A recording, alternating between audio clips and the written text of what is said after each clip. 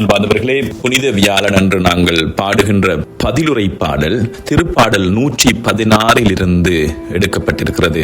அன்றைய தினத்தின் வழிபாட்டு பொருளோடு மிக நெருங்கிய ஒரு பாடலாக இந்த பாடல் அமைந்திருக்கிறது. திருப்பாடல் 116 எழுதியவர் யார் என்று திட்டவட்டமாக தெரியவில்லை.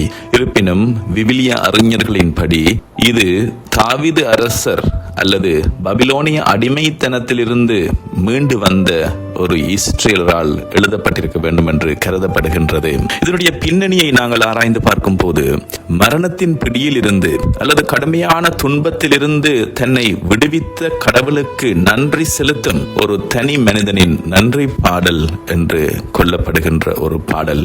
என் கட்டுக்களை நீர் அவிழ்த்து விட்டீர் என்று சொல்கின்ற வசனம் 16 ஒரு பெரிய விடுதலையை அனுபவித்தவரினுடைய உணர்வை வெளிப்படுத்துகின்றது. புனித வியாழன் அன்று இத்திருப்பாடல் பாடப்படுவதற்கு மிக முக்கியமான காரணங்கள் உண்டு. மீட்பின் கிண்ணத்தை கையில் எடுத்து என்று சொல்லுகின்ற வசனம் 13 இயேசு இறுதி இராவுணவின் போது சீடர்களுக்கு வழங்கிய இரத்தத்தின் கிண்ணத்தை நேரடியாக பிரதிபலிக்கிறது. நன்றி பலி என்பது யூகரிஸ்டியா என்பதே நற்கருணை என்ற சொல்லின் வேர் சொல்லா. இயேசு சிலுவையில் தன்னை பலியாக கொடுப்பதற்கு முன்பாக நற்கருணையை நிறுவி தந்தைக்கு நன்றி செலுத்தியதை இது நினைவூட்டுகிறது. இந்த பாடல் முதல் மற்றும் இரண்டாம் வாசகங்களை இணைக்கின்ற ஒரு பாலமாக செயல்படுகிறது. விதமாக முதல் வாசகத்திலே விடுதலை பயணம் நூலிலே இஸ்ரேலர்கள் எகிப்தின் அடிமைத்தனத்திலிருந்து விடுவிக்கப்பட்டனர். இந்த பாடலிலே காணப்படுகின்ற என் கட்டுக்களை நீர் அவிழ்த்து விட்டீர் என்ற வரி அந்த வரலாற்று விடுதலையை வழிபாட்டு ரீதியாக உறுதிப்படுத்துகிறது. பாஸ்கா ஆட்டுக்குட்டியின் இரத்தம் அவர்களை காத்தது போல இங்கே திருப்பாடல் ஆசிரியர் கடவுளின் பெயரால் நன்றி பலி செலுத்துகின்றார். இரண்டாம் வாசகத்திலே பவுல் அடிகள் கொரிந்தியர்கள் எழுதிய முதல் திருமுகத்திலே இயேசு நற்கருணையை நிறுவியதை விவரிக்கின்றார்.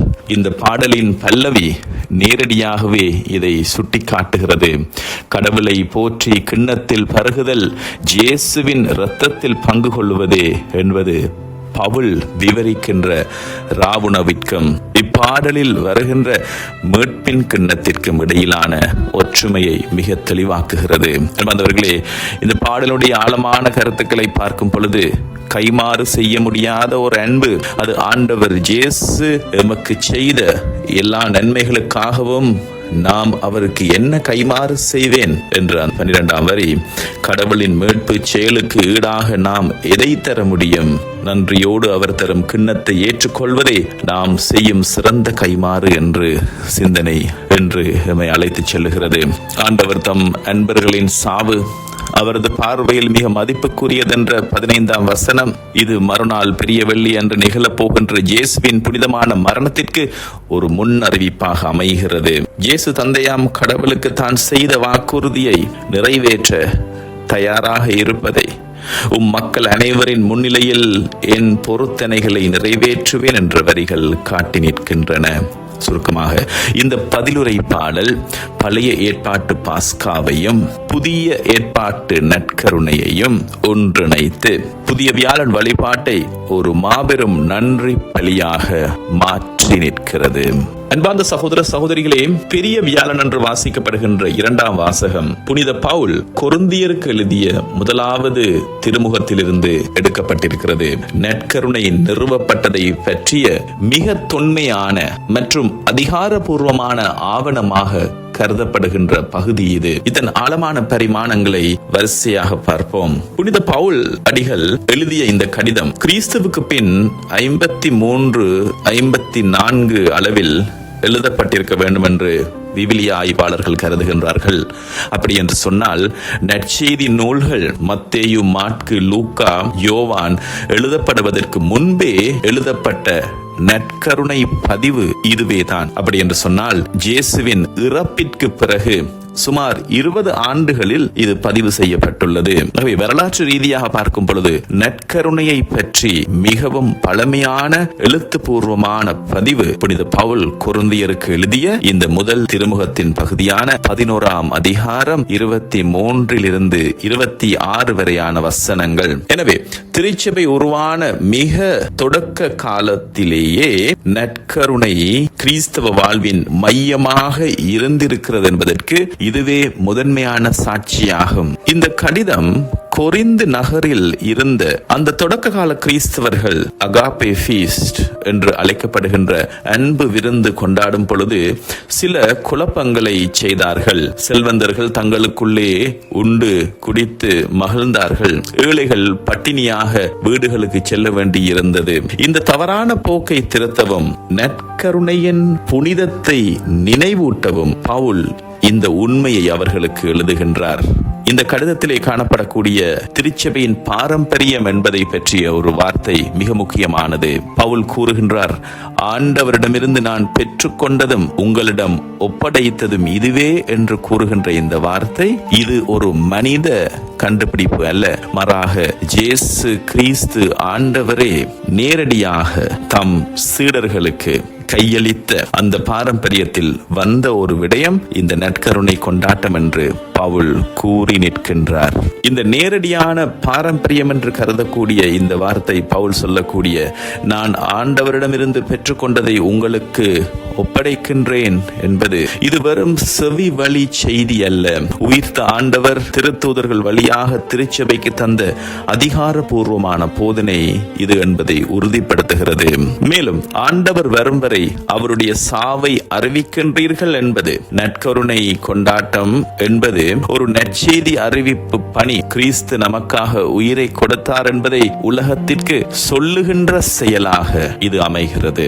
முக்கியமான சொற்களை சொல்லிலக்கண ஆய்வில் இருந்து பார்க்கும் பொழுது இந்த நன்றி செலுத்தி என்பதற்காக பயன்படுத்தப்பட்டிருக்கின்ற இந்த கிரேக்க வார்த்தையான யூகரிஸ்தியா என்பது நன்றி கூறல் என்பது அதனுடைய பொருள். இயேசு அப்பத்தை எடுத்து தந்தைக்கு நன்றி செலுத்தியதால் இந்த நற்கருணை கொண்டாட்டத்திற்கு யூகரிஸ்டிக் செலிப்ரேஷன் என்ற பெயர் வந்தது.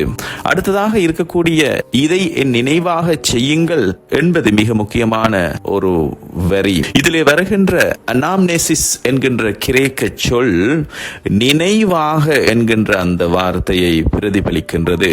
இது ஏதோ ஒரு பழைய விஷயத்தை யோசித்து பார்ப்பது அல்லது பேசி மகிழ்வது அல்ல. அதை நினைவூட்டுவது மட்டுமல்ல, மாறாக அது கடந்த கால நிகழ்வை நிகழ்காலத்தில் கண்முன் கொண்டு வருதல் என்கின்ற அந்த பொருள். ஆகவே நாம் நற்கருணையில் பங்கேற்கும் பொழுது 2000 ஆண்டுகளுக்கு முன்பு நடந்த அந்த பலி இன்று நமக்காக இங்கே இந்த தருணத்திலே உண்மையாகவே நிகழ்கின்றது என்பதன் அர்த்தமாகும். மூன்றாவது வார்த்தையான உடன்படிக்கைக்காக பயன்படுத்தப்பட்டிருக்கிற வார்த்தை மிக முக்கியமானது. தியாத்தேகே என்ற இந்த வார்த்தை இது ஒப்பந்தம் என்கின்ற அந்த அர்த்தத்தை குறிக்கின்ற சொல். விதமாக பழைய பாஸ்காவில் விலங்குகளின் இரத்தத்தால் உடன்படிக்கை செய்யப்பட்டதோ, இங்கே இயேசு ஆண்டவருடைய இரத்தத்தினால் மனிதனுக்கும் கடவுளுக்கும் இடையே ஒரு நிரந்தர உறவு பிணைப்பு உருவாகிறது. ஏனென்றால் சிந்தப்பட்ட இரத்தம் கடவுளின் மகனான இயேசு கிறிஸ்துவினுடைய இரத்தம். விடுதலை பயண நூலிலிருந்து எடுக்கப்பட்ட முதலாவது வாசகத்திலே விதமாக எகிப்திலே பாஸ்கா ஆட்டுக்குட்டி பலியிடப்பட்டதோ, அதன் இரத்தத்தினால் இஸ்ரேல் மக்கள் அடையாளம் காணப்பட்டு மீட்கப்பட்டார்களோ, அதே போல இயேசுவினுடைய பலியினால் அவருடைய இரத்தத்தினால் நாங்கள் மீட்கப்படுகின்றோம். அவருடைய பாஸ்கா பலியிலே பங்கு பெறுவது எமக்கு புது வாழ்வை தருகிறது. பதிலுரை பாடலிலே திருப்பாடல் 116 மீட்பின் கிண்ணத்தை கையில் எடுத்து என்று பாடினோம். பவுல் இங்கே அதே கிண்ணத்தை பற்றி பேசுகிறார். இந்த கிண்ணம் என் இரத்தத்தினால் நிலைநாட்டப்படும் புதிய உடன்படிக்கை என்று ஆண்டவர் இயேசு கூறுவது அந்த மீட்பின் கிண்ணத்தை கையில் எடுத்து ஆண்டவர் தாமே பலியாக தன்னை ஒப்புக் கொடுத்ததை நினைவூட்டுகிறது. என்பது சகோதர சகோதரிகளே, கத்தோலிக்க திருச்சபையினுடைய முக்கியமான ஒரு பாரம்பரியம், நாங்கள் நம்புகின்ற ஆண்டவருடைய உண்மையான உடன் இருப்பு இந்த நற்கருணையில் பூரணமாக இருக்கிறது என்பது, இயேசுவின் உடலிலும் இரத்தத்திலும் இயேசு ஆண்டவருடைய உண்மையான பிரசன்னம் இருக்கிறது என்பது கத்தோலிக்க விசுவாசத்தின் ஆழமான நம்பிக்கை, அது ஆழமான உண்மையும் கூட. இது என் உடல் என்று இயேசு கூறியது, இயேசு இது என் உடலை போன்றது என்றோ அல்லது இது என் உடலை குறிக்கிறது என்றோ கூறவில்லை. மாறாக அவர் இது என் உடல் என்று அந்த அப்பத்தை எடுத்து கூறினார். ஆகவேதான் பவுலும் அதே வார்த்தைகளை அப்படியே பதிவு செய்கிறார். இது ஒரு குறியீடு அல்ல, மாறாக இது உண்மை என்பதை காட்டி நிற்கிறது. பவுல் அதே கடிதத்தில் 10ஆம் அதிகாரத்தில் 16ஆம் வசனத்திலே நாம் கடவுளை போற்றி கிண்ணத்தில் பருகுதல் கிறிஸ்துவின் இரத்தத்தில் பங்கு கொள்ளுவதே அல்லவா என்கிறார். இங்கே பங்கு கொள்ளுதல் என்பதற்காக பயன்படுத்தப்பட்ட கிரேக்க வார்த்தை கொய்னோனியா என்பது இயேசுவோடு நாம் கொண்டுள்ள உயிருள்ள உறவை குறிக்கிறது. இது குறியீட்டு ரீதியாக பங்கு கொள்வது அல்ல. இந்த பங்கு கொள்வது என்பது ஒரு ஆழமான பிணைப்பை ஆண்டவர் இயேசுவினுடைய உடனிருப்பிலிருந்து அந்த உடனிருப்போடு நாங்கள் நேரடியாக பங்கு கொள்ளுகின்ற பெரும் பாக்கியத்தை எங்களுக்கு காட்டி நிற்கிறது. புனித பவுலினுடைய இந்த பதிவு நற்கருணை என்பது வெறும் நினைவு சின்னம் அல்ல, அது இயேசுவின் உடனிருப்பு என்பதை ஆணித்தரமாக நிலைநாட்டுகிறது. இதனால் தான் ஒவ்வொரு தடவையும் நாங்கள் நற்கருணையை உட்கொள்ளும் பொழுது இது கிறிஸ்துவின் திருவுடல் என்று குரு சொல்லுகின்ற தருணத்திலே நாங்கள் ஆமேன் என்று, ஆம் அது உண்மை என்று பதிலளிக்கின்றோம், நற்கருணையை பெற்றுக் கொள்ளுகின்றோம். என்பது சகோதர சகோதரிகளே, கத்தோலிக்க திருச்சபையிலே புனித வியாழன் அன்று இயேசு நற்கருணையை நிறுவிய அதே தருணத்தில் தான் குருத்துவத்தையும் நிறுவினார். இந்த நாள் குருக்களின் நாள் என்றும் சிறப்பாக கொண்டாடப்படுகின்றது. இந்த கொரிந்தியருக்கு எழுதிய திருமுகத்திற்கும் குருத்துவத்திற்கும் இடையிலான ஆழமான தொடர்புகளை சற்று ஆராய்ந்து பார்த்தோம் என்று சொன்னால், இயேசு நற்கருணையை நிறுவிய அதே தருணத்திலே குருத்துவத்தையும் நிறுவுகின்றார். பவுல் அடியார் பதிவு செய்த இதை என் நினைவாக செய்யுங்கள் என்ற இயேசுவின் வார்த்தைகளை குருத்துவத்தின் அடிப்படை அதிகாரம். நான் இப்பொழுது செய்த இந்த நற்கருணை பலியை உலகம் முடியும் வரை என் பெயரால் தொடர்ந்து செய்யுங்கள் என்று இயேசு தம் திருத்தூதர்களுக்கு கட்டளையிடுகின்றார். அந்த பணியை தொடரவே திருச்சபையில் குருக்கள் நியமிக்கப்படுகின்றார்கள். பவுல் அடிகள் சொல்வதைப் போல, ஆண்டவரிடமிருந்து நான் பெற்றுக்கொண்டதை உங்களிடம் ஒப்படைக்கிறேன் என்பது. ஒரு குரு என்பவர் தானாக உருவாவதில்லை. சில திருச்சபைகளிலே தானாக தம்மை குருவாக உருவாக்குபவர்கள் உண்டு. ஆனால் அப்படியானது தவறானது. குரு என்பவர் திருத்தூத வழிமரபில் வந்த ஆயரிடமிருந்து அந்த அதிகாரத்தை பெற்றுக் கொள்ளுகின்றார். பவுல் எப்படியாக ஆண்டவரிடமிருந்து பெற்றுக்கொண்ட உண்மையை விசுவாசிகளுக்கு வழங்கினாரோ அதே போல ஒவ்வொரு குருவும் கடவுளின் மறைபொருட்களை காப்பவராக, stewards of the mysteries of God, மறைபொருட்களை, கடவுளின் மறைபொருட்களை காப்பவராக இருக்கிறார்.